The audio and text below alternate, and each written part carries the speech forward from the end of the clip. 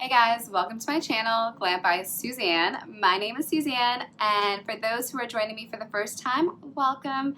And for those who are returning, thank you so much for coming back. So today I am going to introduce you guys to a brand new foundation. At least it's brand new for me, and it's relatively new on the market as well.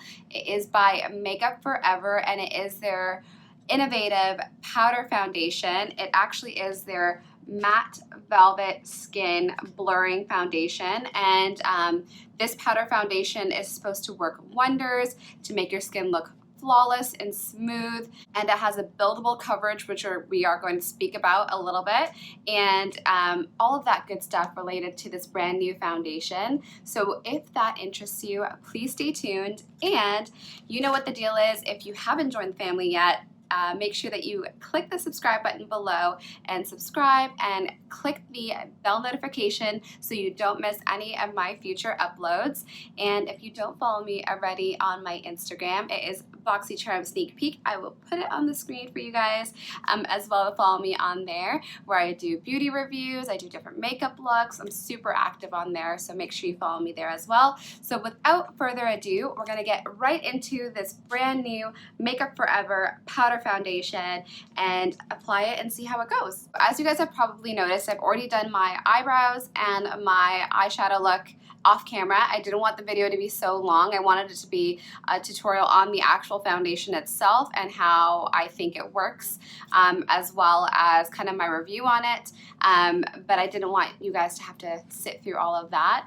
But I'm gonna get right into it. So the Makeup Forever foundation, it's called the New Matte Skin Velvet Blurring Foundation, and it comes in 30 different shades.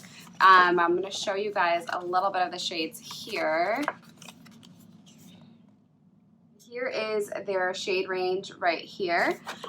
It does look like it's inclusive for the most part. I do wish that they focused on giving a little bit more shades for the deeper complexions, but we'll see how it works out, because it's supposed to be a blurring technology, so perhaps some of the shades will work for you regardless if it's not an exact shade for you. So I actually have tried this foundation out already. I wanted to kind of get an idea of how I think it performs. I, for the most part, use a lot more liquid foundations than I do powder. In the past, I just haven't had the best experience with powder foundations. I found them to be a little bit more cakey, and a little bit too, it doesn't seem to like kind of really blur into the skin. So I'm hoping that this will do just that, and I'll show you guys how it performs on camera, and I'll talk to you about my experience about wearing it out a couple times as well. So for today's purposes, I am using the shade Y365.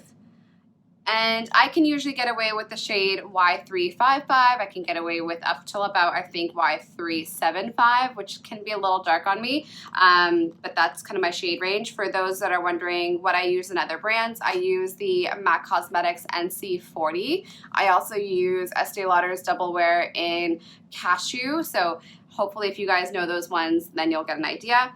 I will be using a primer as well as a concealer before I put on my powder foundation. So the reason why is I want to treat this exactly as I would with a regular foundation. So with any liquid foundation I would always use a concealer to conceal any of the darker areas, and I intend to do that with this powder foundation as well, just because that's my usual routine, so I don't want to skip out on that.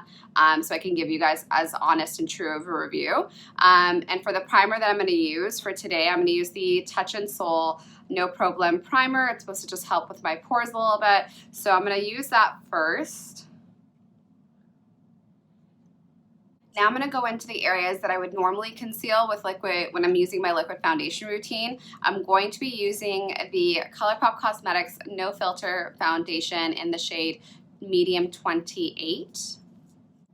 And I think that's all I'll do, so that way you guys can actually see how the powder foundation for Makeup Forever performs.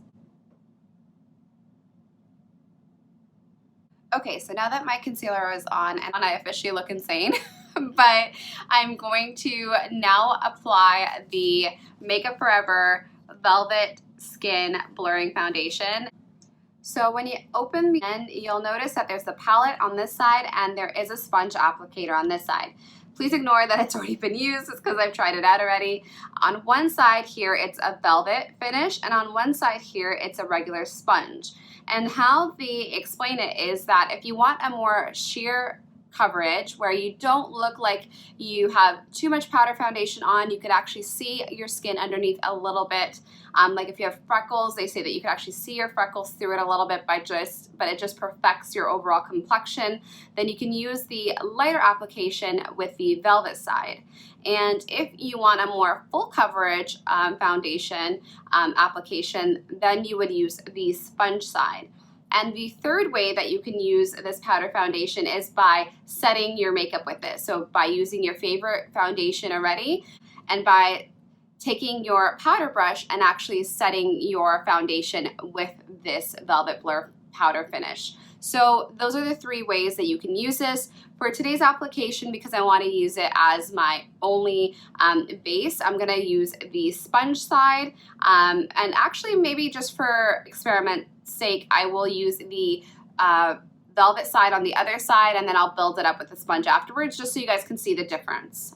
So I'm going to dip in using the black sponge side on this side of my face right now. So when you dip into it, it actually is like very finely milled, and that's a actual powder right there. What Makeup Forever tells you to do is to apply the foundation in outward motions starting from the center. So that's what I'm going to do right now. I'm going to just go in and sweep the powder on, and I don't know if you guys can tell between my skin and that, it is honestly very, very seamless application. So I'm going to just do that for the remainder part of this side.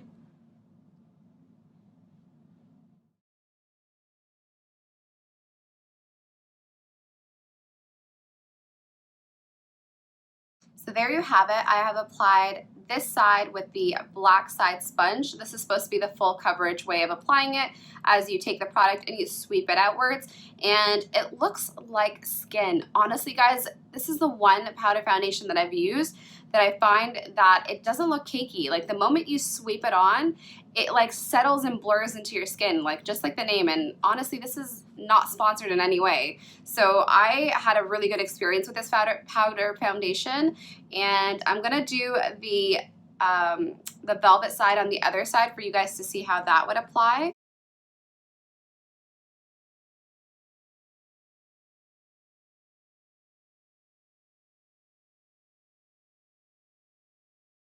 So it's hard to tell on camera, but you can definitely tell in person.